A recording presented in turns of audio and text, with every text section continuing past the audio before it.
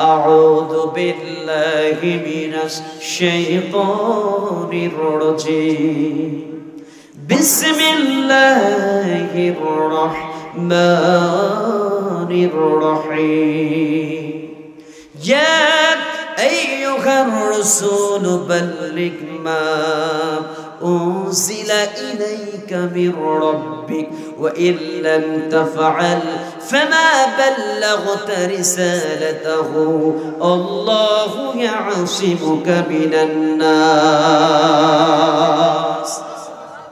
يا أيها الرسول خير رسول رسول کے جانیے دا خود چاہے رسول اللہ کے یا ایوہ رسول خیر رسول بلغ ما انزل الیک من ربک یا رسول اللہ کی আপনাকে পৃথিবীর জমিনে পাঠানো হয়েছে বাল্লিগ আপনি প্রচার করেন মা উনজিলা ইলাইকা মির রাব্বিক আপনাকে আল্লাহর পক্ষ থেকে যে কিতাব পাঠিয়ে দেওয়া হয়েছে উনজিলা নাজিল করা হয়েছে যা এইটা আপনি মানুষের মাঝে প্রচার করেন এই কথাটা কে বলেছেন ওয়া ইল্লাম তাফআল ফামা বাল্লাগতা রিসালাতাহু আপনি যদি রিসালাতের দায়িত্ব পালন না করেন তাহলে তো হবে না রিসালাতের দায়িত্ব আপনাকে নবিয়ানা কাজ তো আপনাকে করতে হবে এরপর আল্লাহ রাব্বুল আলামিন সুন্দর করে জানিয়ে দিচ্ছেন আল্লাহু ইয়াসিমুকা মিনান নাস এই পৃথিবীর জমিনে একটা কাজ করতে হবে সেটা কি আল্লাহু ইয়াসিমুকা মিনান নাস হে রাসূল দ্বীনের দাওয়াতি কাজ আপনি যখন করবেন হতাশ হবেন না টেনশন করবেন না এই পৃথিবীর জমিনে আমি আপনাকে নিরাপত্তা দেব সিকিউরিটি দেব জোরে বলেন সুবহানাল্লাহ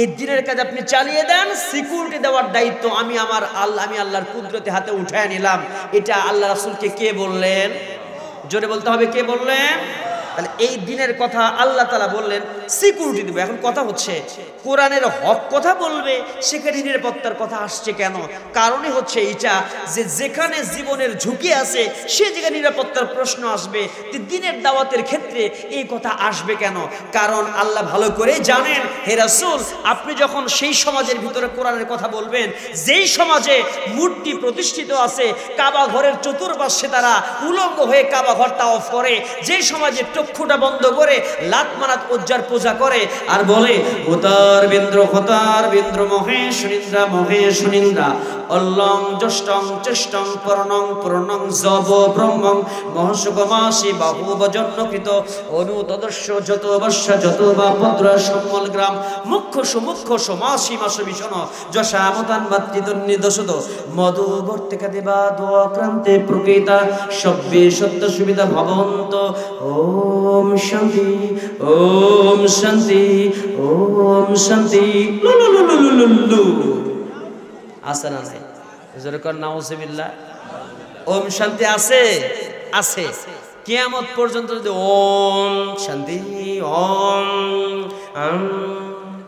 শান্তি কয় শান্তি দুনিয়াতে আসবে শান্তি দেওয়ার মালিক কে একটাই কিতাব আছে সেই কিতাবের নাম কি ওমাই ইয়াবতাগি গায়রাল ইসলামি দীনান ফালা ইউকবালা মিনহু ওয়া হুয়া ফিল আখিরাতি মিনাল খাসিরিন আল্লাহর পথ ছাড়া অন্য কোন পথ কেউ তালাশ করে শান্তিও পাবে না আল্লাহ কবুলও করবে না কথা কার এইজন্য বলি কোন পথে শান্তি নাই কোন পথে মুক্তি নাই কোন পথে শান্তি নাই কোন পথে মুক্তি নাই শান্তির পথ শুধু একটাই সেই পথে ইসলাম আই ছুটে আয় সেই পথে ইসলাম আই ছুটে আয় ঠিক না There is no alternative way.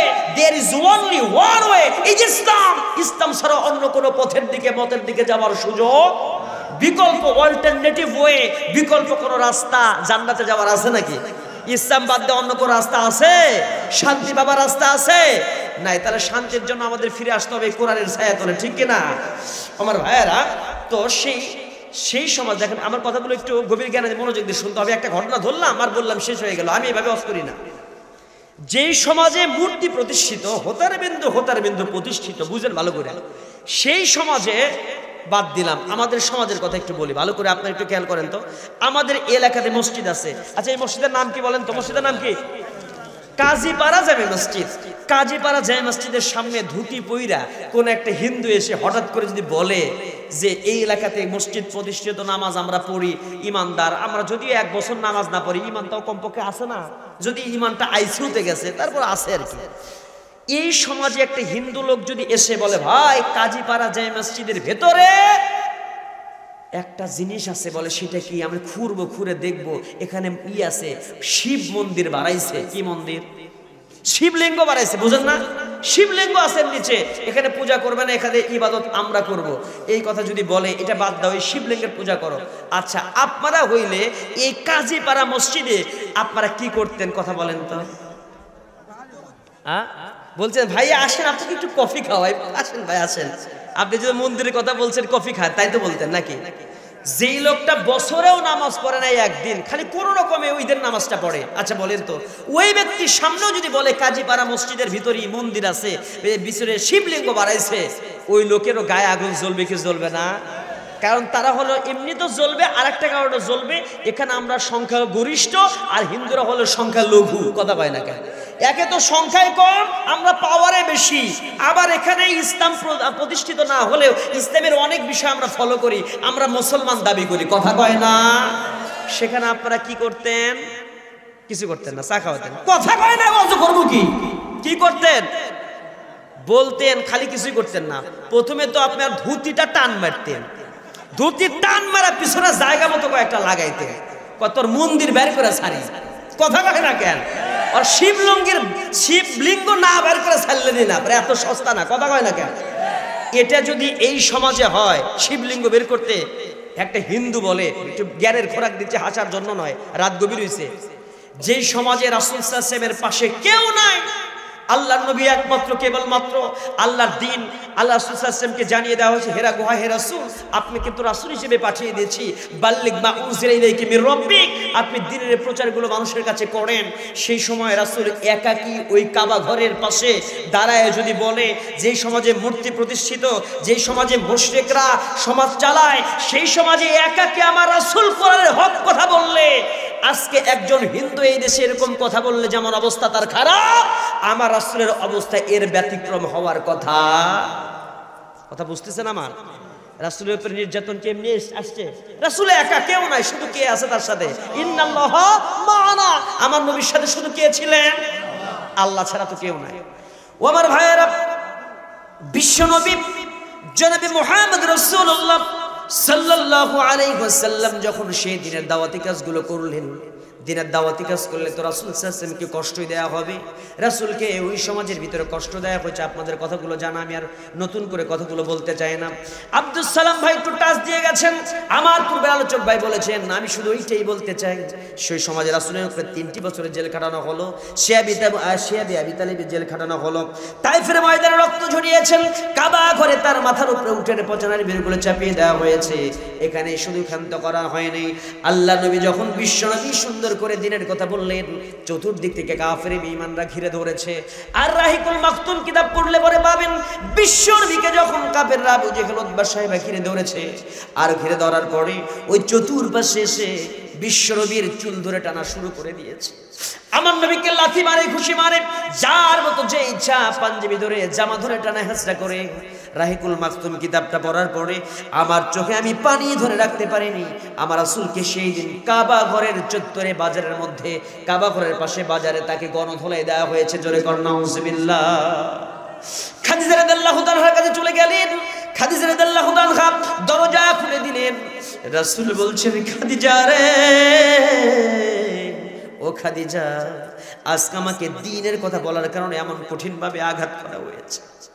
আল্লাহ নবীকে ওই সময় খাদিজা রাদিয়াল্লাহু তাআলা ভালোবাসা দিলেন, ইয়া রাসূলুল্লাহ কি টেনশন করবেন না, সুন্দর করে বিছানার মধ্যে শায়িত করে দিয়া নবীজির গোটা শরীরের সমস্ত কাপড় সরিয়ে দিয়ে যে সুন্দর করে জাইতুনের তেল গরম করে সেক দিলেন, শরীরের মধ্যে সুন্দর করে মালিশ করে দিয়ে বলে, ইয়া রাসূলুল্লাহ কি যেই মক্কার মানুষ নবীকে চিনল না, নবীকে না চিনে নবীর শরীরের মধ্যে আঘাত করে, নবীকে কষ্ট দেয়, নবী কেমন করে গণধোলাই দেয়, ইয়া রাসূলুল্লাহ কি আপনি তো মানবতার মূর্ত প্রতীক, মানুষের যে হেদায়েতের কথা বলেন আপনি, আপনি মানুষের অধিকারের প্রতিষ্ঠার কথা বলেন, আপনি নারী সমাজের অধিকার প্রতিষ্ঠার কথা বলেন, ইয়েতিমদের অধিকার প্রতিষ্ঠার কথা বলেন। আপনি তো দুঃখিনী মায়ের কত কষ্টগুলো বোঝেন।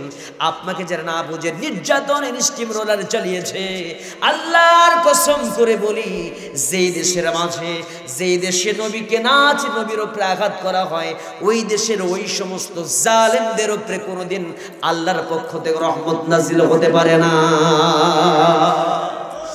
একই রকম ভাবে পৃথিবীর কোন দেশে যদি, যেই দেশের মাঝে আল্লাহ রাসূলের সেই উত্তরসূরি, আল উলামা ওয়ারাসাতুল আম্বিয়া, নবীর উত্তরসূরি যারা দ্বীনের কাজগুলো করেন, তাদেরকে বিভিন্নভাবে নির্যাতন চালানো হয়, তার উপরে নির্যাতনের স্টিম রোলার চালানো হয়।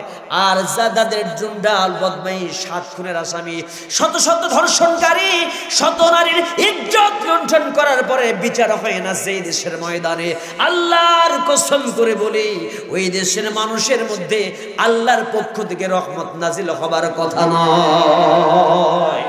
ওই দেশের মানুষ দেখবে দুর্ভিক্ষের স্বপ্ন, ওই দেশের মানুষের মধ্যে হাহাকার, ওই দেশের মানুষের ভিতরে পড়বে বিভিন্ন ধরনের corona virus, Aila, Nargis, hurricane, tornado, cyclone, Mahasen. কথা কোন ঠিক কিনা? যহরাল ফাসাদু ফিল বাররি ওয়াল বাহরি বিমা কাসাবাত আইদিন নাস। জোরে জোরে বলি আল্লাহু আকবার। এই জন্য আমার ভাইয়েরা, এই পৃথিবীর জমিনে সেই রাসূল সাল্লাল্লাহু আলাইহি ওয়াসাল্লামের পথে চললে নির্যাতন আসবেই, বুঝতে হবে সেটাই হক পথ না বেহক পথ। কথা বলে একই সাথে দেখবেন দিনের দাওয়াতি কাজ করে, আসেন ভাই, বসেন ভাই, দিনের কথা শোনেন, কালেমা, নামাজ, ইকরামুল মুসলিমিন, সহিহ, তারপরে সহিনিয়ত, তাবলীগ আছে না নাই? তাদেরকে সুন্দর করে দেখবেন কাচ্চি বিরিয়ানি খাওয়ায়, তেহেরি খাওয়ায়, কোনো অসুবিধা হয় না। আবার দেখবেন বিভিন্ন জাকেরান, তারাও যে টার্গেট আল্লাহ সন্তুষ্টি করা, তারাও সুন্দর করে ঝাঁকি দেয়, রাত জেগে জেগে ঝাঁকি মারে। কথা পায় না, তাদের টার্গেট কাকে সন্তুষ্ট করা? তারাও দিনের দাওয়াতি কাজ করে, তারাও জাকেরান ভাই, জাকেরান বন্ধুদের আহ্বান করে, আছে না নাই? তাদের আহ্বানও আছে। দেখবেন তাদের আহ্বানে কোনো রকমের কোনো ঝুট ঝামেলা হয় না, কোনো রকম কোনো সমস্যা হয় না। একটু মিলিয়ে নেই তো আমরা।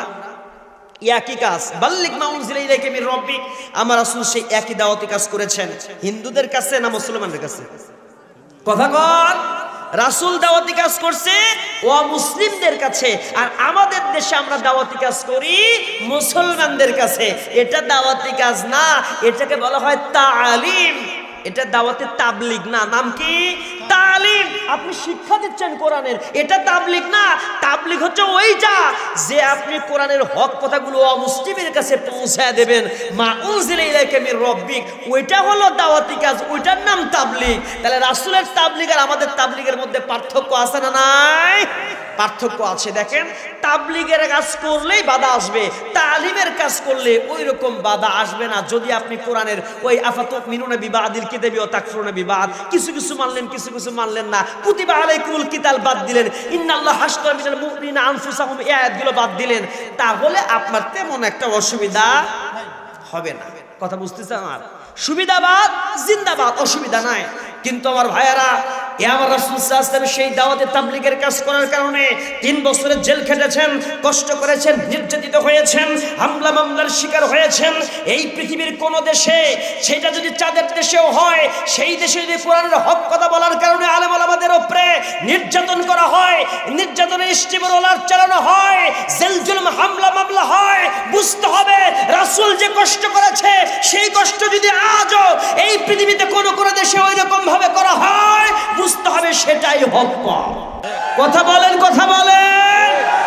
অন্যদেরকে আমি বেহক বলবো না, তবে আমি বলতে চাই তারা 100% হকে নাই। তারা হয়তো কেউ 85, কেউ বা 50%, কেউ বা 30% আছে, কিন্তু 100% কোরআনের আইনের কথা, হক কথা যদি আপনি বলতে যান, বুঝতে হবে আপনার উপরে রাসূলের সেই জীবন আদর্শ ফলো করলে রাসূলের উপরে যা হয়েছে আপনার প্রতি তাই হবে। এর এতটুকুন বিকল্প হওয়ার কোনো রাস্তা নাই।